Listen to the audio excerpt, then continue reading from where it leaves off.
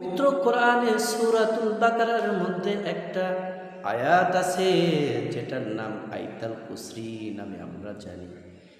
বিশ্বনবী বলেন, কোন ব্যক্তি যদি আয়াতুল কুরসি পড়ে, বাড়ি থেকে বের হওয়ার পূর্বে যদি কোনো ব্যক্তি আয়াতুল কুরসি পড়ে, আল্লাহ তাআলার নবী বলেন তার জন্য ৭০,০০০ ফেরেশতা তার বিপদের আপদের মধ্যে তারা রক্ষা করার জন্য দাঁড়িয়ে থাকে। সুবহানাল্লাহ।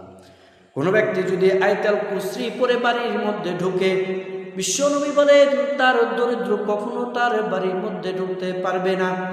সুবহানাল্লাহ। তৃতীয় নাম্বার বলা হয়েছে, কোনো ব্যক্তি যদি রাতের বেলায় আয়াতুল কুরসি পড়ে ঘুমিয়ে যায়, আল্লাহ তাআলার পক্ষ থেকে একটি ফেরেশতা সারা রাত তার জন্য পাহারাদার হয়ে যায়। কোনো ব্যক্তি যদি আয়াতুল কুরসি পড়ে, বিশ্বনবী বলেন কোনো ব্যক্তি যদি ওযু করার পরে যদি আয়াতুল কুরসি পড়ে, আল্লাহ তাআলা তার ৭০ গুণ তার মর্যাদা আল্লাহ তাআলা বাড়াইয়া দেয়। সুবহানাল্লাহ। নিজের আয়াতুল কুরসির আমল করুন। আর আল্লাহর নবী আরো বলেন, কোন ব্যক্তি যদি ফরজ নামাজের পরে আয়াতুল কুরসি পড়ে, তার মৃত্যুর পরে আল্লাহ তাআলা কবরে আযাব দিবে।